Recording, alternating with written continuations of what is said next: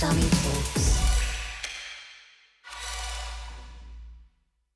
Welcome to another episode of Stamitalks, where we talk about fertilizer technology. And today we have a special Stamicarbon guest, Henry Smolenaars. Welcome, Henry. Good morning.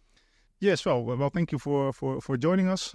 You're Vice President of Services, been Stamicarbon for longer than I am. So can you tell a bit about your background? My background. I started with DSM as a process engineer. Did that for several years, a little bit of research, but I'm not a real research guy. Then moved to the plants, process engineer, senior process engineer, did all kinds of things, producing ethylene and propylene on a big plant. An aftercracker compared to a urea plant, it's huge. So urea is much smaller, but more integrated and much more complicated with loops and things like that. So that makes it very interesting. And from there on, I moved on to management positions, and I did all kinds of things at site, like project management, safety, ISO 9001, technology, maintenance. Several years. Then I got a little bit bored here at site in the Netherlands, and I moved to Germany for another 3 years, producing polyethylene, polypropylene from the ethylene and propylene produced. That was also very, very interesting. New people, new technologies, new environment, new challenges. And at a certain moment, you need to decide either to move to Germany or to come back.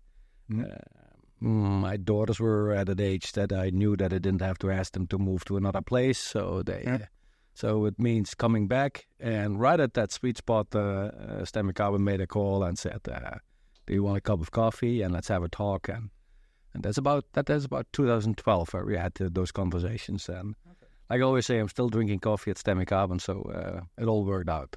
Okay, and then you started as a project manager, I think? Yeah, Stamicarbon at that moment was about 70 people. When I joined,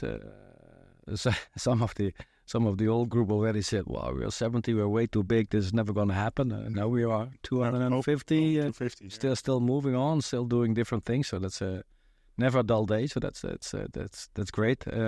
Started with project management. There were some people doing project management, but not a department as such. Okay. So my first goal was to set up the target and build what was needed. And at that moment, we were doing a lot of process design packages and things like that. But then it moved on to equipment supply. When you do equipment supply, you do need to do spares, and from spares you go to the next one. So and for each type of activity, you need a different type of project manager. Mm-hmm. So how to organize that and how to wheel that into procedures and workflows within the company, and that was very interesting. And that we did until 2018-19. In parallel, I did a lot of projects myself. So that means visiting clients all over the world and doing projects with them. So with my experience, I think I know what somebody at site needs, because I was one of them for 20 years. Yeah. With the projects I did, I've seen how a urea plant works and what those clients need, and I can bring those both worlds together and help my own people to service the client in the best possible way. And also try to define what products they need and what not, and that way set the future for the department and for the clients. Okay, so then you became Vice President Services, which incorporates, of course, some project management, but then you're also responsible for client visit, customer relations, spare parts. Yeah, we have our own sales. We have our own sales. We have our own operations. I also run the inspections department, but that one works for the whole Stamicarbon. Mm-hmm. But with the sales and the operations and with inspections, you service all the running plants. Mm-hmm. So when somebody has a need, he contacts the sales. They set up a scope to be delivered, or help to be given, and then our operations people will take over, and then they will execute all this. Okay, so VP services, and you say execute all this. Can you give some flavor of what all is? What are the type of services and products that you offer? The products is very broad. It can go from spare part of €1,000, but if we deliver the spare part too late, then you also have you cannot close the plant. And also you have big issues. So there's also a problem. So it goes from spare parts to HP equipment to digital to support via phone, support at site. Help you to optimize your plant. Think about it, and we can either deliver it, manage it, or find a way to do it, or we use it as a input for future innovation, and come back after a couple of years. Okay, so but then what's the you're a very busy man, I hear. So there are people wanting your service. Yeah. So in terms of how does a client relation work? Because you've said now Stamicarbon has grown significantly, but also your department has become a lot bigger. Yeah. And there's very clearly a need as you so I think clients approach you, just go, Henry, hey Henry, I have an issue, but can you say how is, because the business is so diverse, as you say, it's a €1,000 spare part versus a multi-million-dollar piece of equipment, and everything in between. Yeah. So my guess would be is that the demand for clients is really, really diverse. Does somebody come in with a small spare part and then, maybe forever just buy spare parts and maybe in 20 years buys a piece of equipment, or is it the other way around? Or how does the interaction with clients work? No, there are different ways. It can be clients who just need a replacement of something else. Then it's give me the same again, and that's a very simple, short transaction. It could be that that takes a year before you have produced it, but that's something else. But our salespeople, they call themselves sales and solutions managers. Okay. So you come for something, you want something, and then the intention is that our people know you and then say, but if you want this, then you also should think about this, and this, because then with a minor extra investment, you have these huge opportunities. Mm-hmm. Like when you replace a piece of equipment, that's an ideal moment to start talking to Evolve to have a revamp. Because then when you have the equipment replaced, maybe you change the equipment a little bit to have more capacity, or change something else, or put a small add-on. But you already have half of the investment done, but just because you need to replace the equipment, and then you can add a little bit, and then you can start producing more.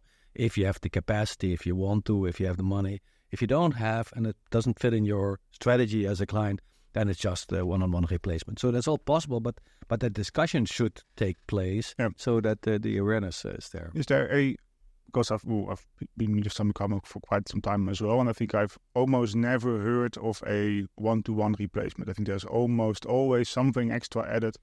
Is that also your perception? No, that is our added value. When you buy a new car, you don't want to buy the car from 10 years ago because it was so nice the last 10 years. You want the newest technology with cruise control, with automatic gears, and with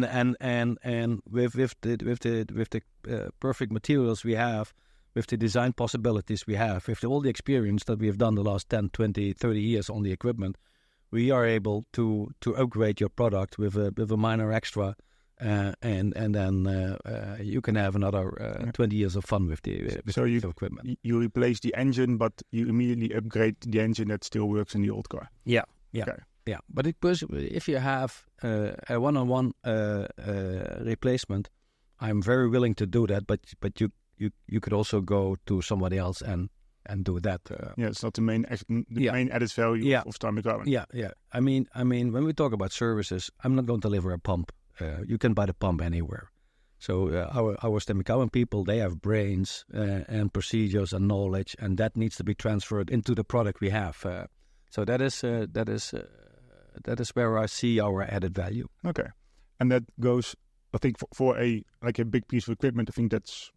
I think, well, at least for me, that's more obvious. Yeah. But at the same time, you say, I can buy a pump anywhere, but I can also buy a small spare part anywhere. So how did the range of business became what it is now? It's for the equipment and things. It's mainly the proprietary material which links us to the client. Okay. So that is we know what is needed. We know how this material works. We know the design we need. We know how to test it and how to implement it. So that is the challenging part on the. I mean, it's not just putting in a Safrex liner and then thinking this will work. That has to be done in a certain way, with certain temperatures. Things you should not do for the corrosion resistance of the material. So it needs experience, know-how, and also the. Okay. And I can imagine. I think last year, slightly switching topics here. So I think it's also about how to. Part of the solutions could be in terms of the hardware and the equipment of the plant, but I can also think that there's learnings in terms of how to operate the plant. So that you would talk about trainings, e-learnings, digital tools. Yeah. Can you elaborate on that? How does that part of the business work? Because I think that the dynamic between the two, I think, also is very interesting. So. The dynamic between between the sort of the let's say computer term, the hardware and the software, right? So the equipment and the operators. And I think then the digital is sort of the software. If you look at the analogy of a computer, so you have hardware, software, and a user. Yeah. And all need to work together to get the maximum output. I think for urea plant, it's similar. Hey? If you don't have the right equipment, you cannot get a good efficient plant. At the same time, you need skilled operators, and you need to have the right software, literally software. At least the software will help you and help your people to do the right things. Because, like I said in the beginning, the plan is relatively complex in the sense of in loops. So if you change something, sometimes you need to wait some long time before you see the effect of the change you made, and that is important. And if you look at those digital tools, they will digital twin of the plant. You can play with the numbers and see what happens and things like that. And that works. What types of tools are you referring to?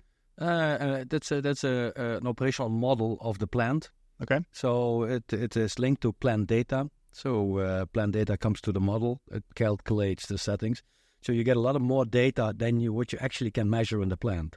Okay. So the compositions of flows and temperatures and pressures and things like you can calculate, but not measure in the plant. And once when you have this extra information, you're better able to steer the plant. Okay. And then when you know what you're doing, then you can push the plant in the right direction. So this is the process monitor product that you're talking about. Yeah. Okay. Yeah. And linking that to equipment, that is also something what we are doing. Because now you have all the information like temperatures and flows, you can use the temperatures or even a temperature profile on the stripper tube and try to predict the lifetime of the stripper. So that is next level what we're going to do. So it's predictive maintenance.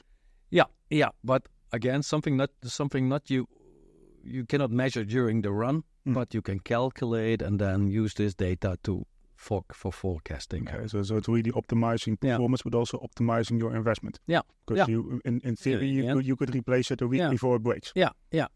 You could that is very difficult because it's all pressure related and things like that. So that's not a clear spot where but you can run into the fat of a plant and then use that a little bit before you do the. So it's not 10 minutes before, but you can give some indication of now it's really time to do something. Yeah. So that's really what's happening. And the other thing what we are doing on digital is of course the ODS. When you have people are running the plant, they also know in emergency situations how to run the plant. And once the plant is running smooth with SDPM or capable people, then they are not able to test and feel all the problems which could happen in the plant.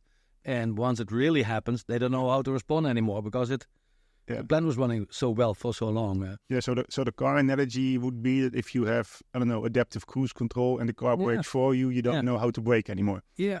So you have to train them how to brake. Yeah, or when to start braking and to be safe. And Yeah, well, what will happen to take the analogy? Yeah, when your cruise control doesn't work anymore, your lane control doesn't work anymore, and your adaptive doesn't work anymore, you drive yourself. You're very concentrated on trying to stay in between the lines, but you don't watch the car in front of you anymore. Yeah. So suddenly he comes and you put on the brakes and there's distance. So when there's a distance, you lose production, unstable, et cetera, et cetera.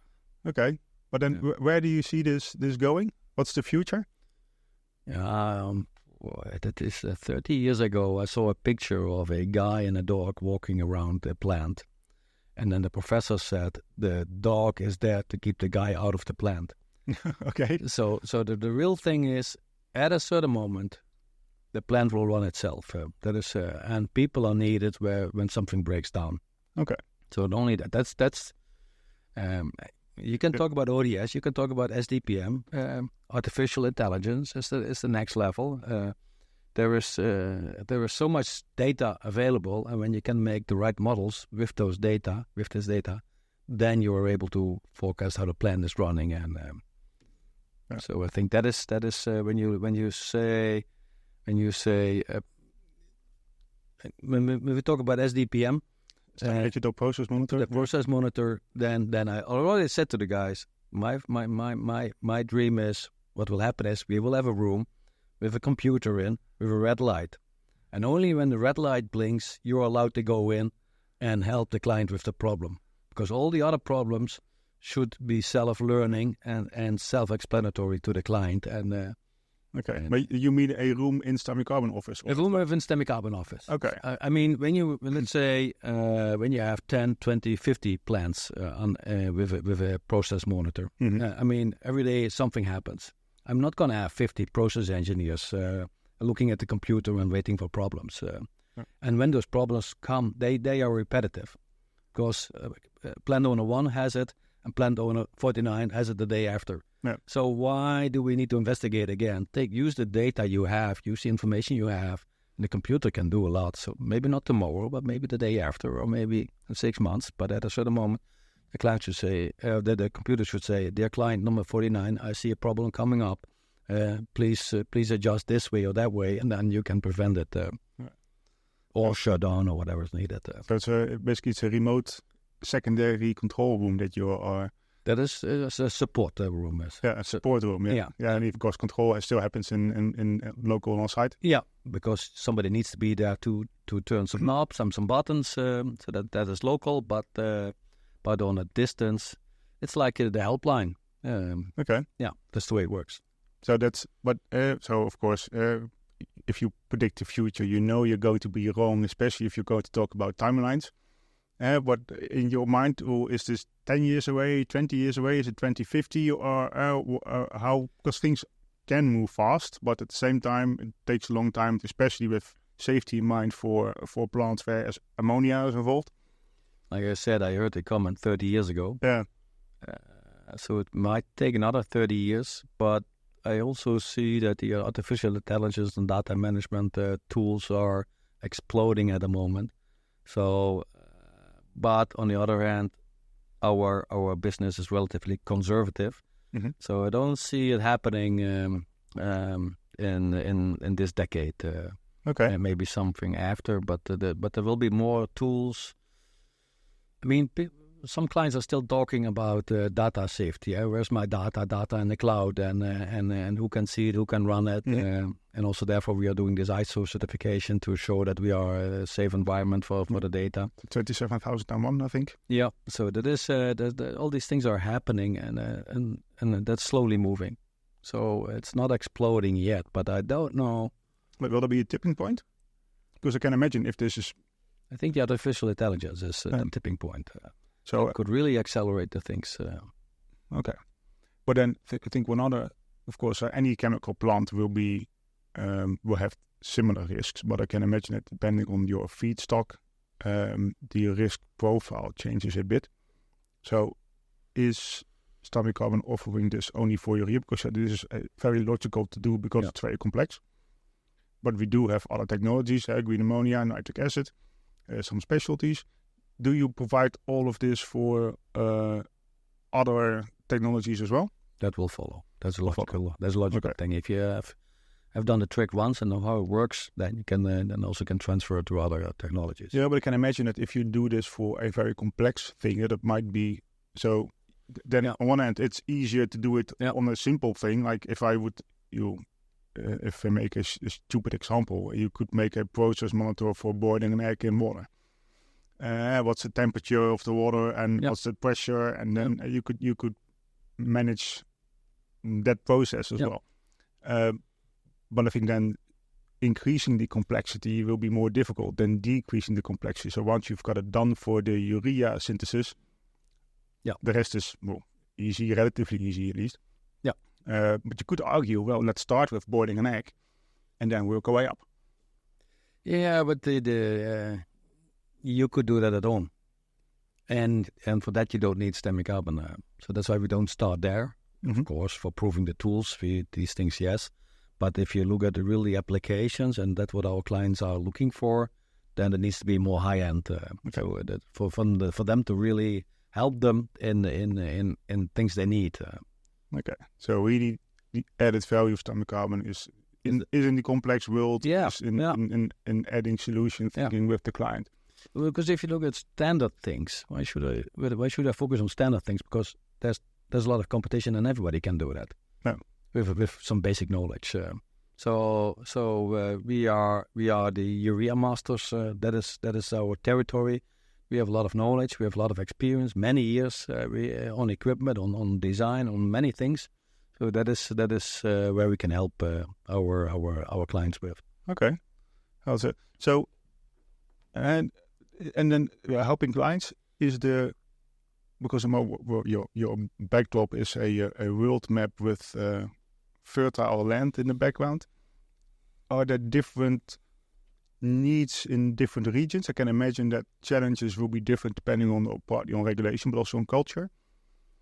It's culture is a thing, region, philosophy, how to run the plant, money, availability. So let's say somebody has plenty of money and he wants to have the best-in-class plant and high reliable. He buys equipment which lasts for 20 years, 30 years. Others are maybe more short-term. They look 5 years ahead and therefore are sometimes buying equipment on the local market or not so interested to run 100 or 105%. 90 is good enough, and so it's somebody else wants but doesn't have the money, or there are several things. So how do you manage those regions? Because I think if you have one sales, or I know you have more sales managers, but if you have for each person covering all geographies, I think it's more difficult to understand the client in depth. So I'm assuming that you have sort of a more regional approach. Correct. So we have about 6 regions, logical regions. When you look at the map, that's one thing. But even within those regions, you see differences. Okay. So and that's also the reason why we said to each other, serving the world from the Stamicarbon office in Sittard doesn't work. Sometimes you can sell something via email. That's no issue. But for other clients, you need to be local. Okay. You need to visit them and then get your feet in the mud. Understand the clients' issues. Yeah, but also to connect with them. And I mean, now we have Utkarsh in India, for example. So that means the client can call him during office hours, while how much is time difference with India? 6 hours or something. Yeah. We would have 2 overlapping hours for doing business and helping each other. And then our guys want to talk about football. The client wants to talk about cricket, and then it's already a mismatch. And then I even don't touch on religion or other things what they want to do. And then it's better to have somebody local who can visit the client and spend some time with the person and then say, with this I cannot help you, but with this and this and this I can help you. We could do it that way, and this is what we want. This is Stamicarbon. This is services. We want to grow. We want to do this. We want to do that. How do you look at it? Have some tips for me. I have some tips for you, and then that's where the connection comes. So really build a longer term relationship, and then it should be, of course, mutual beneficial. I mean, we are there to stay. We do the same thing in Indonesia. It's also very difficult. You need to shake hands with each other and have a relationship. How do you do that from the office and via the phone? That doesn't work. Teams is nice, but it also doesn't work. So you need to be local. So that's what we try to be. And then, like I said, the relationship should be long term. In general, plants are getting older. Getting older means they need more service. That's great for our department. And then we need to find them. Where are they? And then. And by the way, we touch on urea plants, but when I talk about urea plants, I also talk about Toyo and Stamicarbon plants, and so it's not only the Stamicarbon plants, but in general, that's what we do for urea for Stamicarbon technology plants. We can also do for the others. Okay, so you can, in principle, upgrade. Or to get back to the car and energy, you're not stuck to one car, not the one brand, but you can replace the engine in any car. Yeah, we did already for Toyo plants in China. We did for some plants in the US. So we already did that. So it's of course it's challenging and very nice and interesting and great, but it's not a problem. Okay. And then the same I want to do for OTS, for the simulator. For process monitor, all these things we can do the same thing because in basis it's the same. Okay, because the chemical process is the same principle. It's a little bit different flow, but then we change the model a little bit and then we connect again and do it. Oh, that's very interesting. Yeah. So maybe to close off, I see that we are sort of getting towards the end of this podcast. Do you have any advice or request? Because this is the last podcast of this season, so we've have built quite some followers already. Do you have any last statement that you want to share? I'm not so much a statement guy. I try to look at the market and what people need, and they see us as a licensor. But my department is services, which is 90 degrees, 180 degrees of versus licensing. We are setting up 24/7 services, for example. Okay. Name another licensor which has 24/7 services. But if you are somewhere in the world and you have a problem on a Saturday or on a Sunday and you need to call somebody, soon there will be a phone number on the website which you can call, and somebody will pick up the phone and will help you and guide you through your problems. So that is what we want to do as next level. And that way we want to keep on doing and applying the things where we are good at.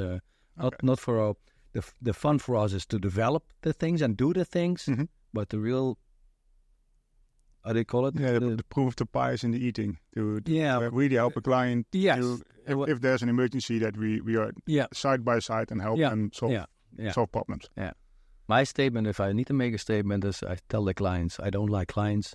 I like returning clients because then I did something good. I delivered something what they need, and then and that's what I want. Because it's when you look at licensing, it's more a one-off. Yeah. You do the design, you leave the equipment, and you go. And then we come and then we help the client with all the issues they have, and that can take 4 years to come. So if we want to.